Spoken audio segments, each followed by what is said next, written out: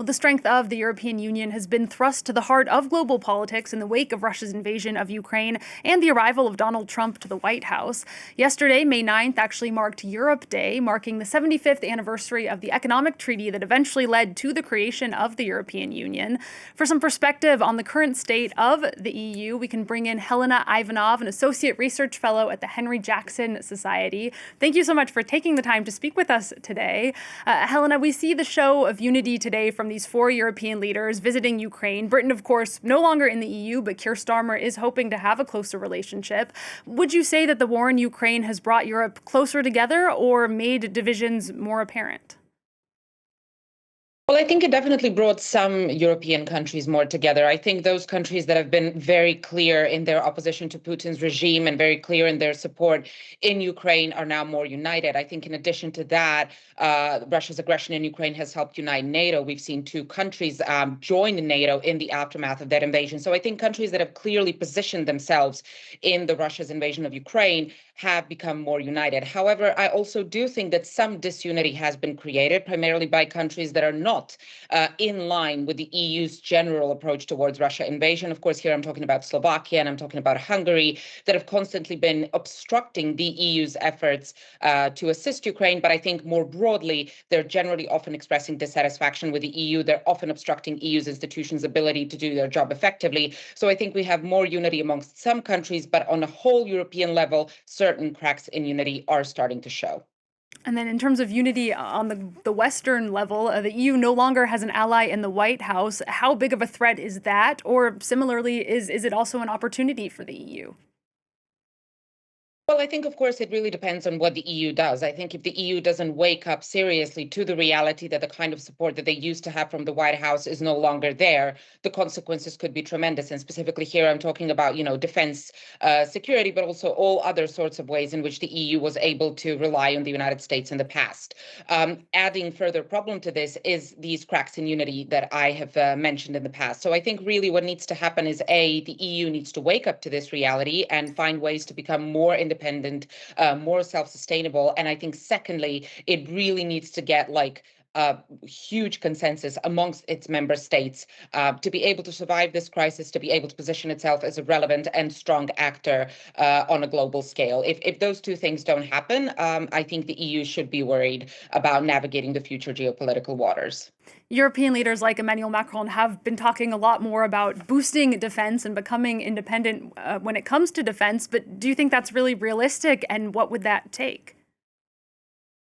Well, I think definitely it is becoming more realistic. I think, a lot of EU member states have lived in this liberal institutionalism order for many, many years, where it was basically expected that the Western countries will always uphold international norms and that if they fail to do so, certain sanctions will follow. But I think in the last few years, and especially after Russia's invasion of Ukraine, it's become more than evident that we increasingly live in a classic realpolitik kind of geopolitical situation. And I think Russia's invasion of Ukraine really increased these fears that any country could at any given point be attacked, and it must therefore be prepared to respond to such an attack. So I think in that sense, countries are waking up to this reality that they need to take their defense security far more seriously. And in terms of how this needs to happen, I think a good step forward is to increase defense spending to 3%, and then take it from there. But also think about how to boost up domestic capabilities and domestic production, and just think about becoming more self-reliant. But I think increasing the defense spending budget is the first and foremost thing.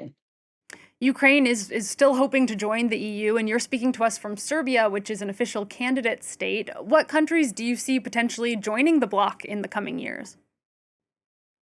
I have to say that I'm far more skeptical of EU enlargement than perhaps some analysts would be. I think, when it comes to the Western Balkans, the accession process has taken on forever, and still to this day, for all sorts of reasons, we don't have a date in sight.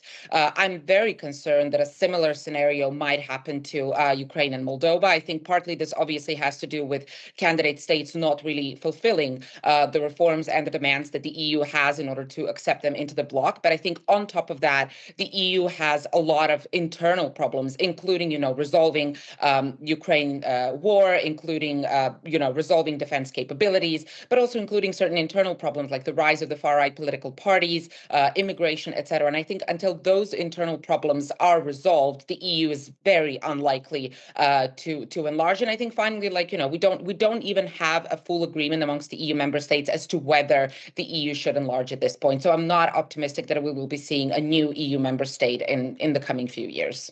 I wanted to ask you about the rise of the far right as well, because nationalist parties are on the rise in Europe. Do you think, you don't think Europe's going to get any bigger? Do you think that any states are going to leave? I'm not necessarily convinced that any states are going to leave, but I think that the EU's ability to work functionally as a bloc will be seriously obstructed if we see more far-right political parties win power, because generally speaking, those parties tend to be more EU skeptic and more anti-EU. And I think the reason why these parties are on the rise is because for many years now, the center-left parties within European member states have been unable to address a lot of concerns and a lot of frustrations that many of their voters have. And in many different appearances and analysis that I have done for the Henry Jackson Society, I have called for center and leftist parties to wake up to the reality that a lot of their voters are unsatisfied, that they feel ignored, that they feel unheard, and that they need to find a way to deal with that head on. Otherwise, they risk all of those voters turning to far-right political parties, which will both create a lot of problems internally to the EU member state in question. But I also think more problematically, on an EU level, it will definitely drive a huge wave of EU skepticism, which will disable the EU from working as a united bloc.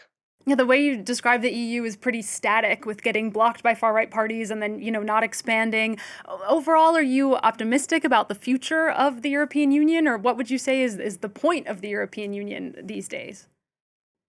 Oh, I definitely think that there are many, many different great things about the EU. I think that the whole values a democratic system that is basically the pillar of the European Union is really great. And I am optimistic in a sense that for all problems that we have discussed so far, there are clear solutions. There are clear paths that the EU can take in order to really become a strong, relevant, independent geopolitical player on one hand, but also on the other hand, there are many things that the EU could do right now to resolve various problems that it currently has when it comes to disunity on important political questions. The only question really is whether the EU will take those paths and become what it ultimately can be. I'm just afraid that if it doesn't, or if it doesn't find enough political capital to implement certain things that I've discussed so far, that's the scenario where I'm not super optimistic about the EU's future.